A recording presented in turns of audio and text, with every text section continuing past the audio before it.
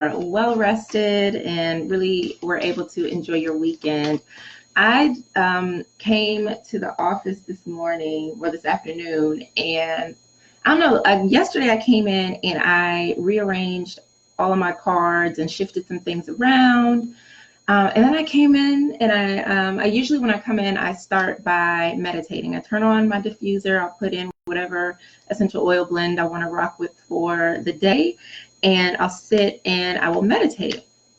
So I meditated, and then I started doing another meditation because I was catching up on Oprah and Deepak's, what is it called? Let me get the right name for it. It is the 21-day meditation experience that's all about your desire, aligning with your desire, energy of attraction.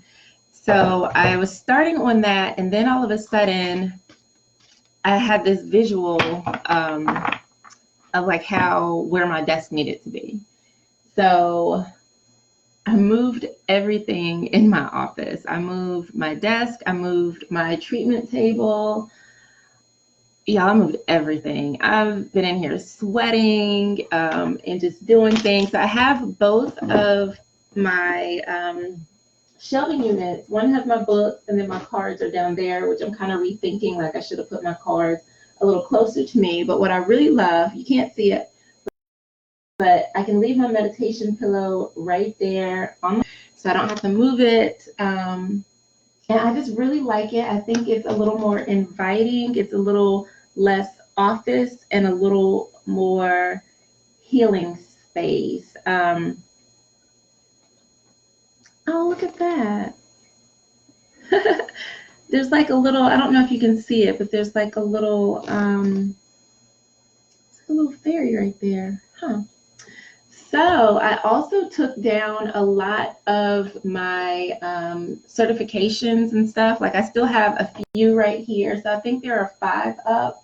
I took a majority of them down and replaced them. Like I moved like some of the pictures around. So I really want to get in artwork and tapestry, and I want to put up some little fairy lights, of course, to string around the top of the room.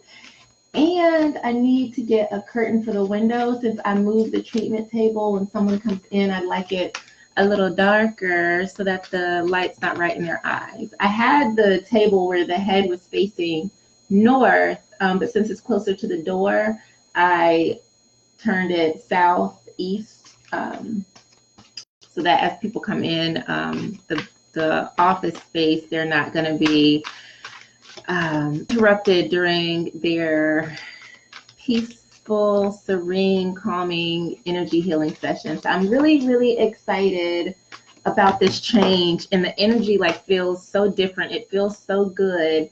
For the last, I want to say, for the last month or so, I've been really wanting to switch things up, like something didn't feel right in this space to me. And since I've made changes to like my hair, which when I figure out what's next for my hair, but this just needed to happen. I feel like I'm going through some shifts, and like me just changing the space, it really refreshed everything, and it feels really, really juicy, really yummy, and exactly what it needs to be. So as I was talking, I was shuffling my Kwan Yin Oracle card deck. I started doing like these meditations with you all a while back and then got off track. So I really want to bring that back into the swing of things. But before I read the card, I want to share the message that I received as I was like reflecting on love and just thinking about love and relationships, and you know why so many are looking for love and feel like they can't find love. So the message that I received, this was kind of like not necessarily in a meditation, but just information that just like was like, oh, this is what it is. So I guess like a spiritual download. And you know, a lot of people are searching for their twin flame. They want to find their soulmate. They want to find the one. They want to find their lifelong partner. And Also, a lot of people want love, but they are afraid of being hurt, afraid of being used, afraid of going through the same old shit. There's fear there. And so we are approaching love from a fear-based place, and your heart's not really open. You're like, you want it, but you're not really sure about it. And so what the message is that when you're looking for love, it starts with you. You are your twin flame, you are your soulmate, and you have to truly love you on a deep level in order for first of all, in order for your heart to open, and in order for you to then start attracting loving people into your life. Until then, all of your relationships are a reflection of you. And if there's discord, disharmony, miscommunication, if they don't feel good, if you're not getting what it is that you want in a relationship, comes back to self. It comes back to self-love. The other thing, as far as wanting love, but your heart is closed, or you're coming at it from a fear-based place, or you cannot have fear and love in the same place. You cannot fear the thing that you desire. If you want love and you are afraid of it, it's not going to come to you. If you want love but you don't trust, you're not going to be in a loving relationship. You have to be completely open to the experience of love. And that means taking a risk. That means that you might get hurt at some point again. But it's also knowing that, okay, there's a lesson in this. We're not going to absorb it and take it personal and let it shut us down. We're going to take that nugget, learn from it, and help us to elevate into a deeper love for ourselves and a more compassionate space for other people. And the thing that, what was it that I said? I thought I wrote this down in my journal, and since I've been like moving stuff, it's not totally accessible. But true love cannot find a closed heart.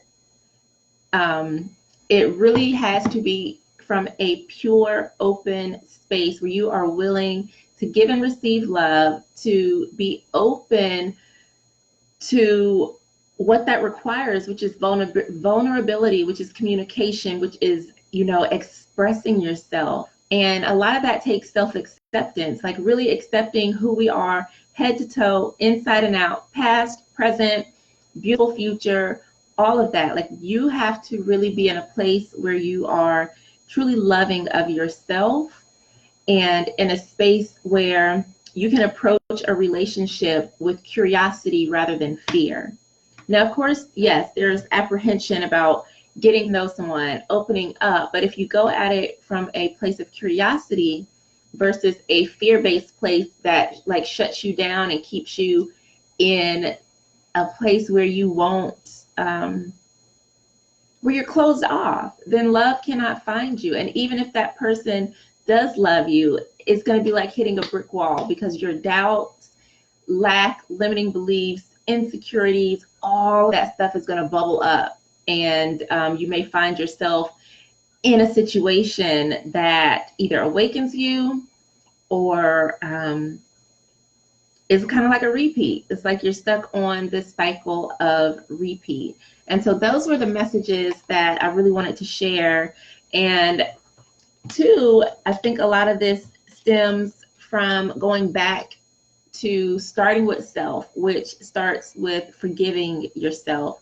Once we go through the process where we can, first of all, become aware that we need to forgive ourselves on whatever level for whatever things have happened in our lives, then we can open up to healing. And once we're able to open up to healing, then we can pour the love in, the compassion in for ourselves.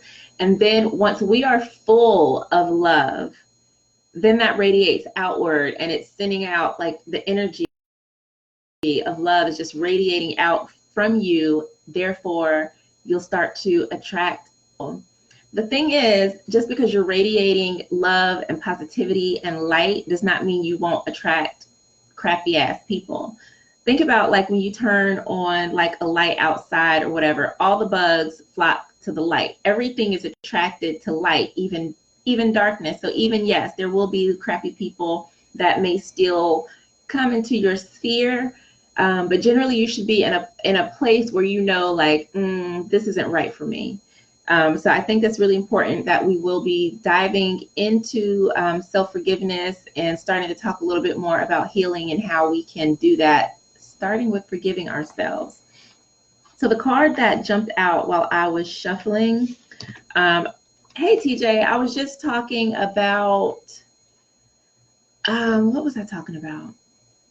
How love will not come to a closed heart, and really having to be open to love, and really taking that risk and approaching it from a space of like curiosity and not fear. Because if we fear love, if we're afraid that we're going to get hurt, that this person's going to play us, that we're going to waste our time, we're not going to find the love that we want. And ultimately the love that we desire is us. It's within ourselves. And I was saying how, you know, everyone wants to find their soulmate. They want to find their twin flame. They want to find their person, their one. And that really starts with us when we love ourselves enough. And the concept of twin flames, because it's talked about a lot, but maybe not ever really explained, is that you and a person were like created from the exact same like energy pattern. So that's why it's called twin flames. And then you separated. So coming back together makes you both whole. Now, there's a lot of different ideologies, thoughts about twin flames, whether you're supposed to be together or not. There's a whole lot behind it. I, for one, believe that it does exist, that there is this person who is right for you. And a lot of people say like your twin flame, you know, you run from each other and all this and that. A lot of the times it's because you're mirroring each other. So you're bringing up their stuff and they're bringing up your stuff.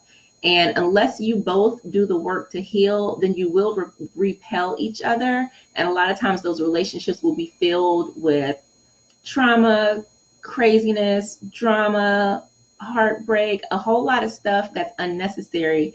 But we don't know that it's unnecessary because we're not taking the time to really heal, to understand what's happening. And of course, if you don't know, there's spiritual ramifications behind relationships. We don't understand the patterns that happen or how we're connected with people and all of that stuff.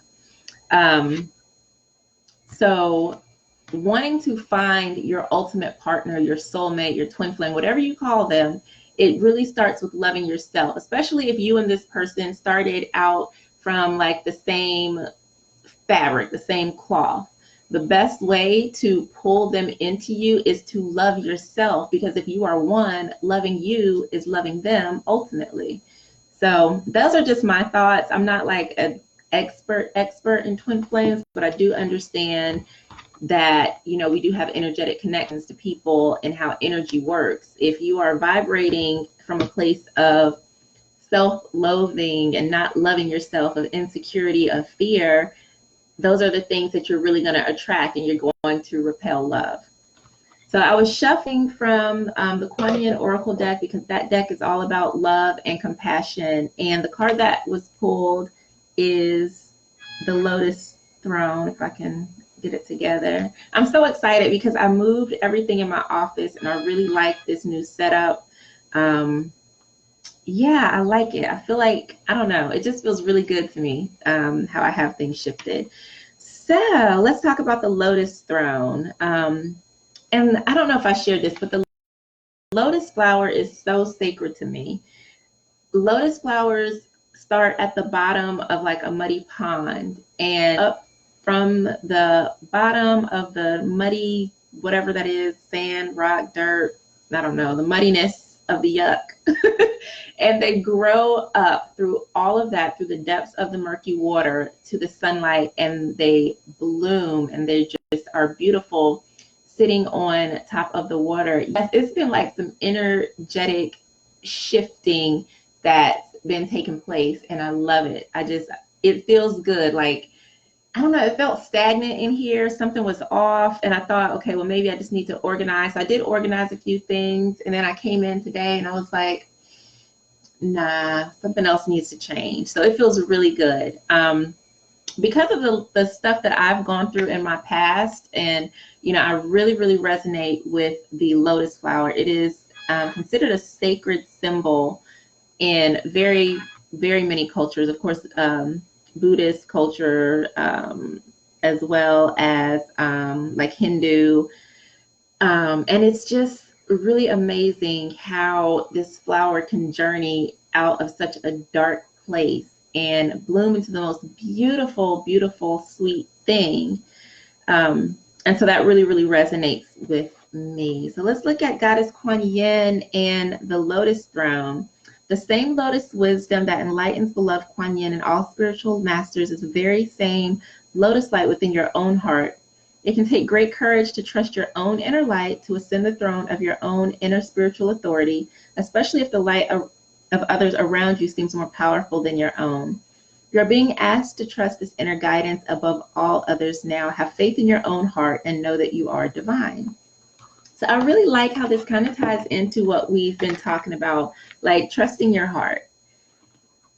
In order to do that, you have to care for it. You have to get to know it. You have to, and that's kind of like what we were talking about, connecting with our passions. Like, what does your heart desire? It's hard to answer that question if you don't know, because you haven't gotten to connect with yourself. So it's really important that you tune into your own heart, to your own desires, to your own needs, to your own light. A lot of times we get blinded by the people who are out there, and we think we have to follow this person, instead of like listening to ourselves. Ultimately, you all have the answers within you. As a coach, I can help you pull them out of you, but I can't necessarily answer your life questions for you, because what my answer might be might not resonate with you. It might not be the best answer for you. And there's a really delicate balance with coaching, and like if you're not aligned with what someone's wishes are, because I've worked with coaches before in like a business capacity, and whatever they were talking about was so not anything to do with my vision. And so some of them I'm thinking, okay, she's got to know what she's talking about. And I wasted at least a year and a half on something that I didn't like, that did not feel right to me, and it was not my vision. And so then I had to go behind and play catch up and change all of this stuff when I should have listened to myself in the first place. So it's really great and well to have people that you look up to, mentors, guides, all of that stuff, but you also have to get to a place where you can trust your heart. And even for me, like as a coach, like I don't want to have clients that have to work with me like forever. Like, no, like we can work together a few times, but my goal is to get you to a point where you are like so empowered and confident in yourself and who you are that you don't need me. And I know people are like, well, how you going? But that is what I want. I want to create empowerment, not dependency. And not everyone thinks like that. And some people are just like kind of capitalizing on people's pain points or their weaknesses. So that's why, like, that lesson to me when I worked with this coach, it was such a just a really eye-opening experience, and a very good lesson for me in trusting my intuition, trusting my vision, and trusting my own light and my own authority. And so going back into like talking about love, like believing in your beauty, believing in your story, believing in your beliefs, like your whatever your spiritual beliefs are, believing in the things that make you you. Sit on your throne and really take some time to think about, like, what is your throne? What is your foundation? What are the things that make you feel empowered? What are the things that make your goddess essence come alive? What are the things that make you feel like you are the queen with your crown on your head? Those are the things that you want to reflect on and make sure that you are really tuning into those things. And if people around you are with whatever those things are, find new people. Keep doing what you're doing. Keep walking your path. And the people who are going to support you and who are going to like vibe with that, they'll automatically come to you. And the people who don't quite get it, don't respect it, they will gradually fall away. But it's important to stay on that path, because I've been in places where like I've been on my spiritual journey and then I get sidetracked because like I was the weirdo. I didn't fit in. I didn't have any friends, didn't have anybody to talk to about, spiritual type of things. Like only within the last, has it been 2 years yet? I'm not sure if it's been 2 years, possibly 2 years, have I really became vocal about the fact that I read tarot cards and read oracle cards. And I live in the Bible Belt. So, and I've always been fascinated by all things like spiritual, mystical, metaphysical, esoteric, you name it. Like I remember I used to love reading North Carolina ghost stories. There's a rich history of like ghost stories in North Carolina, from like shipwrecks on the Cape Fear River and I was fascinated by all of it. But who was I going to talk to about these things that were so weird and so taboo and you're not supposed to discuss, right? So I had to like hide that part of me. And now still I'm starting to like come out of, the tarot closet or whatever we want to call it.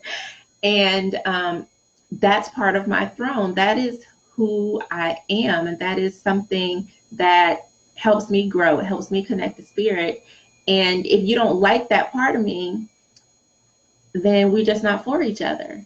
And so it's just really empowering to reclaim those nuggets of yourself. And that kind of taps into like the things that you are passionate about, the things that get you excited, the stuff that you can do all day long and talk about forever.